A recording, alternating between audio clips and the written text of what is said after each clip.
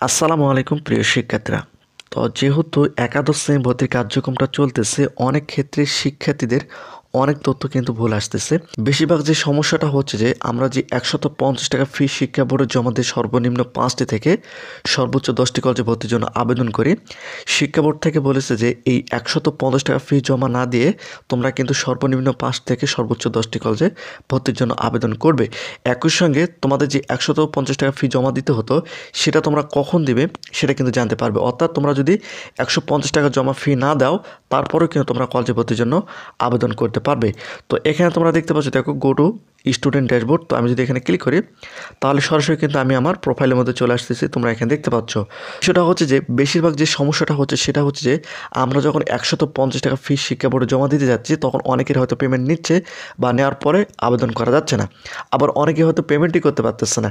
এই সমস্যার সম্মুখীন কিন্তু অনেকেই হচ্ছে এবং তোমাদের মধ্যে যে সকল শিক্ষার্থীরা ইডু আইডি এবং পাসওয়ার্ড পেয়ে গেছে তোমরা লগ ইন করে নিবা। লগ ইন করে নিয়ে কিন্তু তোমরা খুব সহজে এখান থেকে আবেদনের উপর ক্লিক করে তোমরা কিন্তু এখান থেকে আবেদন করতে পারবে। তো বিষয়টা হচ্ছে যে এখানে শিক্ষা বোর্ড থেকে কী উল্লেখ করছে আমি তোমাদের একটু দেখাই। এখানে তোমরা দেখতে পাচ্ছ, আমি তো এখানে তোমাদের একটু দেখাই। এখানে তোমরা দেখতে পাচ্ছ, দেখো আমি এখানে তোমাদের টার্গেট করে দিচ্ছি।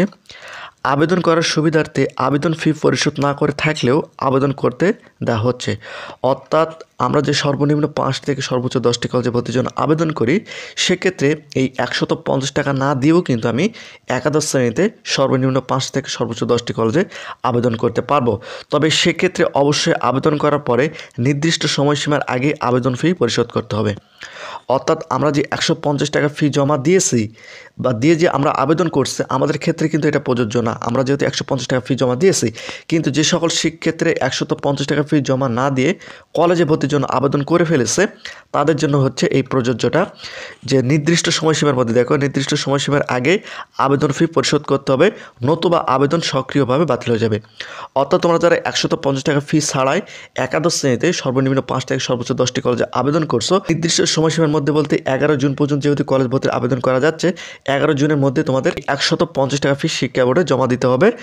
তাছাড়া যদি তোমরা 150 টাকা ফি জমা না দাও সেক্ষেত্রে কিন্তু সক্রিয়ভাবে তোমাদের এই কলেজ ভর্তির আবেদনটা বাতিল হয়ে যাবে। তো যেহেতু শিক্ষা বোর্ড থেকে তোমাদের এই সুযোগটা দিয়ে রেখেছে সেক্ষেত্রে তোমাদের যাদের পেমেন্টের সমস্যা হচ্ছে টেনশন করার কোনো কারণে তোমরা সর্বনিম্ন 5 থেকে সর্বোচ্চ 10টি কলেজে কিন্তু ভর্তির জন্য আবেদন করতে পারবে। যখন পেমেন্টের সমস্যার সমাধান হয়ে যাবে তখন কিন্তু তোমরা খুব সহজে এই ওয়েবসাইটের মাধ্যমে 150 টাকা ফি শিক্ষা বোর্ডে জমা দিয়ে দিবে, তাহলে কিন্তু তোমাদের কোনো সমস্যা হবে না। যেহেতু শিক্ষা বোর্ড থেকে সুযোগ দিয়ে রেখেছে, তোমাদের যাদের সমস্যা হচ্ছে তোমরা কলেজে ভর্তির জন্য আবেদন করে ফেলো। তো আবেদন করার জন্য তোমাদের কী করতে হবে, এখানে তোমরা দেখতে পাচ্ছ, দেখো 3 ডটের উপর যদি তোমরা ক্লিক করো এখান থেকে তোমরা এখানে তোমরা দেখতে পাচ্ছ আবেদন, এখানে ক্লিক করলে কিন্তু তোমরা এখানে অপশান পেয়ে যাবে যে আবেদন করুন। এখানে তোমরা কিন্তু অপশান পেয়ে যাবে আবেদন করুন। এখান থেকে খুব সহজে কিন্তু তোমরা আবেদন করতে পারবে।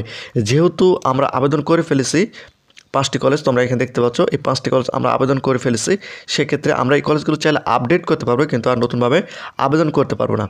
চাইলে এখান থেকে 5টা জায়গায় আরও 5টা কলেজ অ্যাড করতে পারবো কিন্তু আমরা নতুনভাবে আবেদন করতে পারবো না, এগুলো আমাদের আপডেট করতে হবে। তো তোমরা যারা এখনও আবেদন করো নাই, তো 150 টাকা ফি দেওয়া ছাড়া যেহেতু আবেদন করার সুযোগ করে দিয়েছে, তোমরা আবেদনটা করে ফেলো এবং 11 জুনের মধ্যে তোমরা 150 টাকা ফি শিক্ষা বোর্ড জমা দিয়ে দিবে। তো প্রতিনিয়ত শিক্ষামূলক খুঁটিনাটি আপডেট ভিডিও পেতে অবশ্যই চ্যানেলটিকে সাবস্ক্রাইব করে রাখো।